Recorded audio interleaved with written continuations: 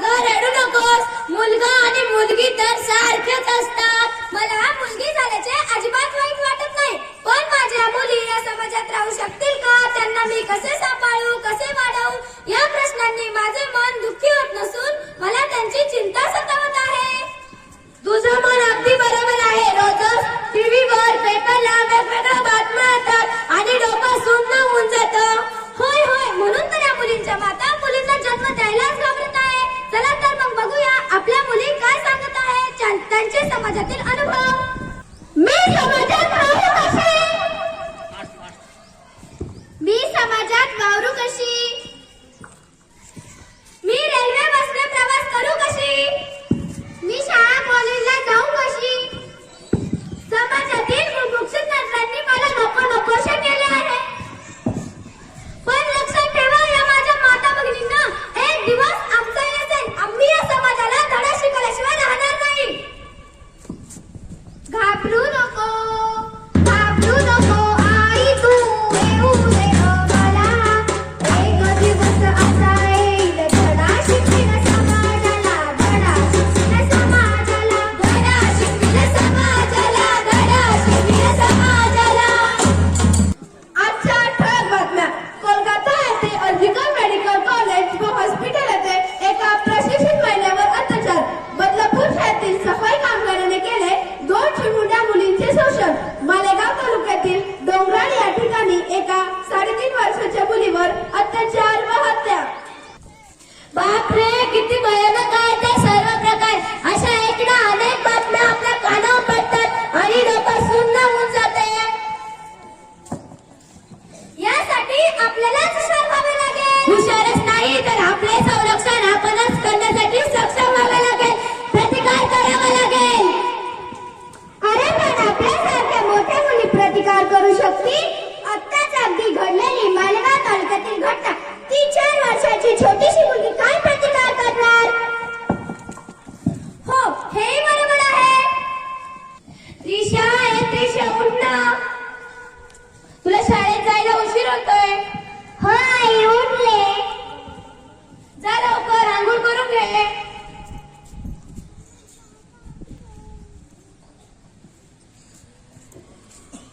हो आई, झाले आंघोळ. जा लवकर, ती भक्ती तुझी वाट बघत असेल. चल भक्ती, शाळेला टाइम होतोय ना.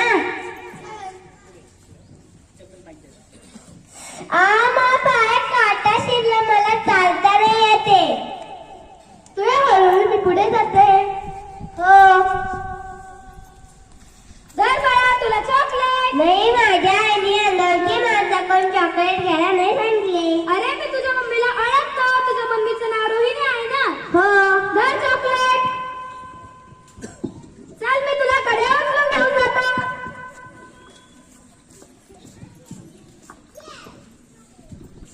अगं भक्ती, त्रिशा शाळेत का नाही आली? तिच्या पायात काटा घुसला होता, म्हणून मी तिला बोलले तो हळू ये, मी पुढे जाते. तुला तिच्या मम्मीचा मोबाईल नंबर माहित आहे का?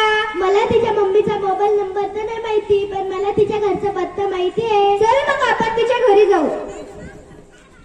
शाळेत नाही आली. मी तर तिला भक्ती सोबत पाठवलं होतं. काय ग भक्ती? तिच्या पायात काटा घुसला होता, म्हणून मी तिला बोलले तो हळू ये, मी पुढे जाते. मग कुठे गेली असेल माझी त्रिशा? चला आपण तिचा शोध घेऊया. तुम्ही एक छोटीशी 4-5 वर्षाची मुलगी बघितली आहे का?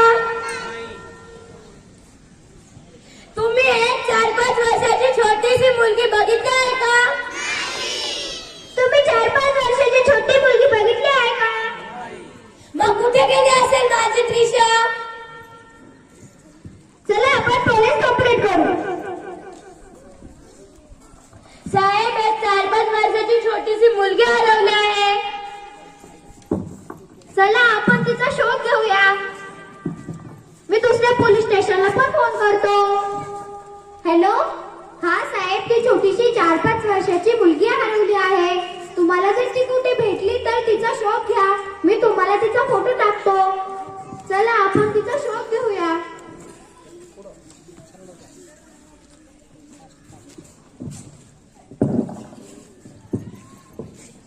ही कोणाची डेड बॉडी आहे?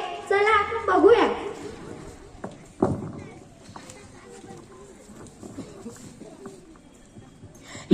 माझी फीस कोणत्या मला कामाचं काम आहे साहेब याचा शोध घेतलाच पाहिजे याला फाशीची शिक्षा झालीच पाहिजे हो आपण नक्कीच शोध घेऊ अरे बापरे या माझ्या छोट्या बहिणीला तरी मी कसे समजावू की जगात तुला वावरणे किती अवघड झाले आहे त्यांचे हे बालवय फक्त हसणे आणि खेळणे यातच रमण्याचे त्यांचे वय आहे याचा विचार हा समाज करू शकत नाही काय काय केले तुझे मी एवढाच करेना एवढे कळणं पाहिजे नाही जीव माझा घेतला तू जीव माझा घेतला तू जीव माझा घेतला तू जीव माझा घेतला आई बोल ना आई आज माझ्या मैत्रिणीचा वाढदिवस आहे मी कॉलेजवरून माझ्या मैत्रिणीच्या वाढदिवसाला जाणार आहे मला घरी यायला उशीर होईल पण जरा लवकर येण्याचा प्रयत्न कर हो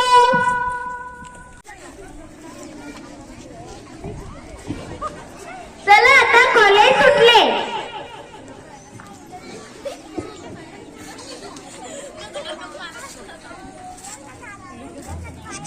happy birthday Mayuri happy birthday to you happy birthday to you happy birthday to you dear Mayuri happy birthday to you bye